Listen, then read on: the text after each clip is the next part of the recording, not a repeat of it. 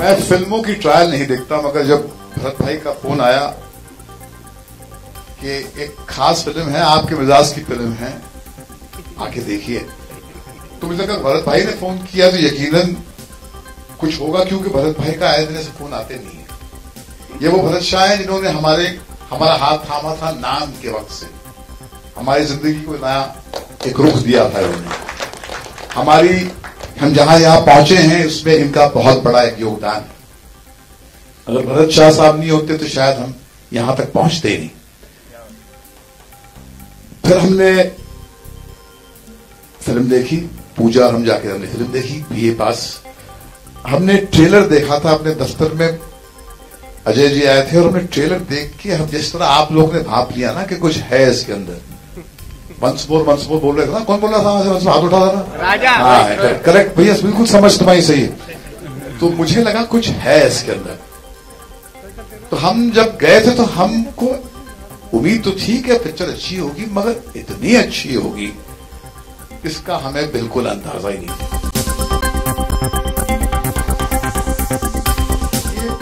ये एक stunning film है, एक ऐसी फिल्म है जिसको देखकर कहीं पर अंदर डर जागता है कि भैया आप अपने आप को एक ब्रांड समझते हैं, आप मार्केट के लीडर्स हैं, आप भी बहुत कामयाब फिल्में बनाते हैं, मगर पैरों तले कहीं जमीन निकल गई, क्योंकि जब आपने इनका काम देखा लगा कि एक नई सोच है, एक नई ऊर्जा है, एक नई पीढ़ी है जिसका काम हमसे माइलों आगे है।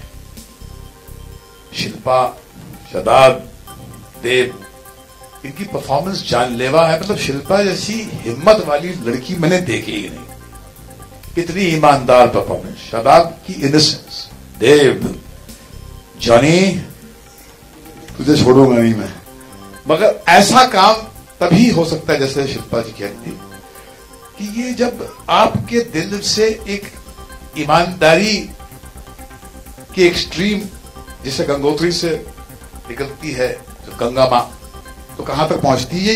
ये पॉसिबल ही नहीं है कि हम आपके साथ सामने खड़े होकर इतनी शिद्दत से एक ऐसी फिल्म की बात कर रहे हैं जिसके बारे में शायद आपने सुना ही नहीं होगा, और जिसको भरत भाई ने ऐसी भी, ये वही भरत शाह है जिसने पहले मर्तबा देवदास बनाई थी।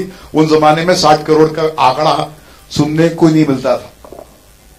तो यही है, कुछ अदा है अजय पहल में, जिसको देखकर भरत भाई ने अपना तो सब कुछ दांव पे लगाया यहां पर, और हम इसके साथ में खड़े हैं, क्योंकि मुझे इस बात का यकीन है, और मैं सोच समझ के कह रहा हूं, मुझे इस बात का यकीन है कि इस चेहरे को देख लीजिए, ये हमारी फिल्म इंडस्ट्री का एक लीडिंग प्लेयर है। He is a star in making. And ये जो कलाकार हैं, ये जो एक्टर्स हैं यहां पर, इनको भी जरा देख लीजिए। हमने यही दावा किया था आशिकी के टाइम पे, लोगों को लगता था ये तो बड़ा बोलता है अपने बारे में। अब मैं अपने बारे में नहीं बोल रहा, दूसरे की फिल्म में बोल रहा। जरा देख लीजिए इनको। चलो सिर्फ आगे जाओ, थोड़ा ज्यादा आगे जाओ। जॉनी तू भी आगे जा, ये इनको देख लो जरा। इसके बाद में अगर आपने फिल्म देखकर अगर आपने झुक के सलाम नहीं किया तो आपका जूता मेरा साथ। It's a great film, go and see it. Thank you.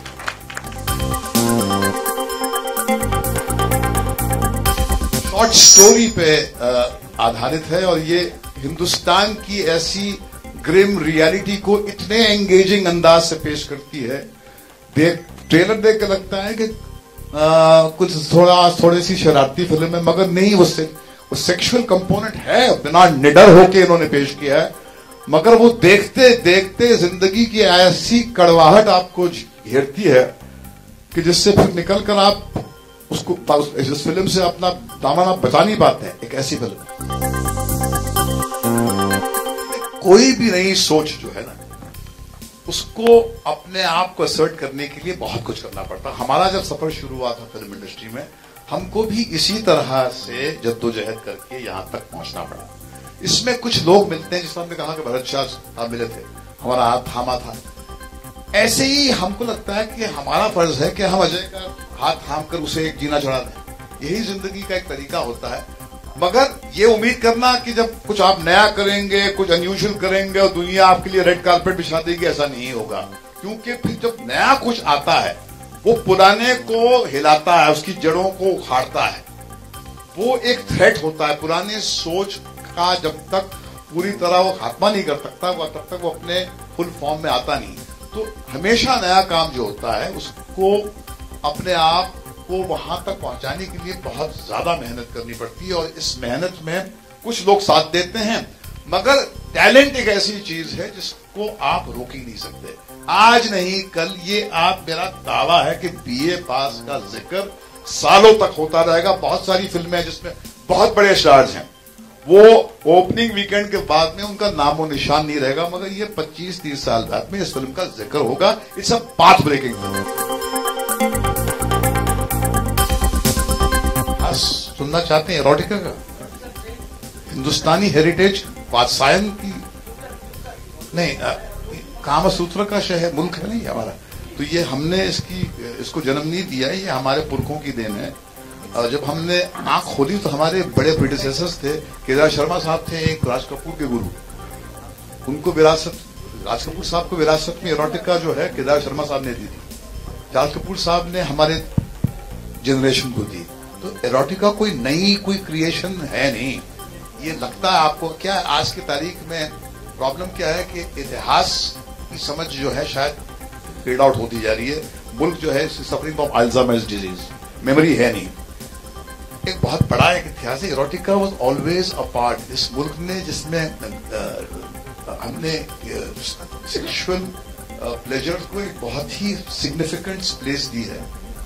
और ये अगर आप इसको एक एरोटिक फिल्म कह रहे हैं तो शायद इसको आप डिफाइन सही नहीं कर रहे हैं, क्योंकि इसके अंदर एक सेक्सुअल कंपोनेंट जरूर है, मगर ये केवल एक टिटिलेटिंग फिल्म नहीं है, ये एक कड़वी सच्चाई, एक तन्हाई जो है आज के दौर की, उसको दर्शाती है। ये आपके रूह के अंदर पहुंच जाती है, केवल जिस्म तक सीमित नहीं है फिल्म। तो ये फिल्म जो है इस कैटेगरी में बैठती नहीं मेरे हिसाब से। हाँ, इसमें सेक्सुअल कंपोनेंट है, और सेक्सुअल कंपोनेंट को बहुत ही निडर होकर इन्होंने इस्तेमाल किया। 3 की अर्थ कहां बोल्ड,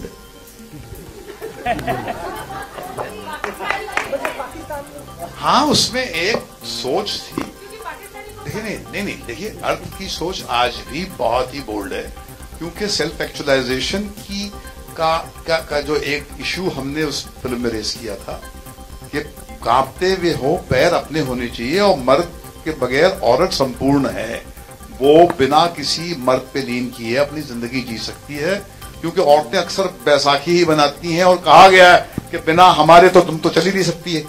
ये हमको कहा गया, हमारे माइथोलॉजी से कहा गया है कि नारी संपूर्ण नहीं है।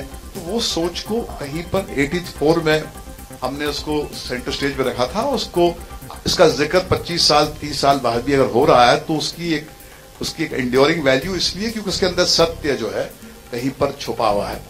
हाँ, पाकिस्तान में उस फिल्म को शान जो है वहां के सुपरस्टार इसलिए बना रहे हैं क्योंकि उनको लगता है कि मौजूदा पाकिस्तान में वहां पर औरतों की सोच भी सर चढ़ के बोल रही है। जेंडर इक्वालिटी का जो इश्यू है वो पूरा साउथ एशिया का इश्यू हो गया, केवल मुंबई का या दिल्ली का या हमारे मेट्रोज का नहीं है, बांग्लादेश में भी है, श्रीलंका में भी है, तो ये एक इश्यू नेपाल में भी है। तो ये औरतों की एक सोच जो है वो आज सर चढ़ के बोल रही है, इसलिए शायद वो बना रहे हैं। मैंने जितनी तारीफ की है बीए पास के बारे में कम की है, क्योंकि मेरे हिसाब से अजय बहल जो है आने वाले कल का एक सुपरस्टार डायरेक्टर इमर्ज होने वाला है। उसने हिंदुस्तानी सोच के जरिए आज के मॉडर्न हिंदुस्तान की कड़ी सच्चाइयों को छुआ है और बहुत ही एंगेजिंग वे से उसको प्रेजेंट किया है।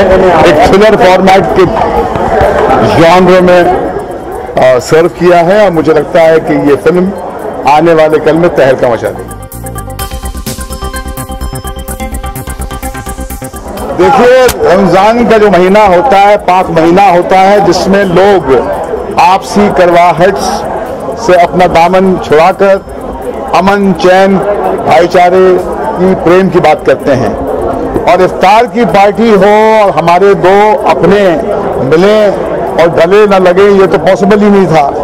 दोनों ने गले लगकर एक ऐसा संदेश भेजा है मुल्क में कि भैया के घर में झगड़े होते हैं, दूरियां आ जाती हैं, मगर ऐसी दूरियां भी नहीं आ जाती हैं कि हम फिर गले मिल नहीं पाए। तो मेरे तरफ से दोनों को बहुत बहुत बधाई। उन्होंने बहुत बहुत पॉजिटिव एक माहौल क्रिएट किया है इस मुल्क में, क्योंकि यहाँ पर सिर्फ जहर और मारपीट की बातें हैं।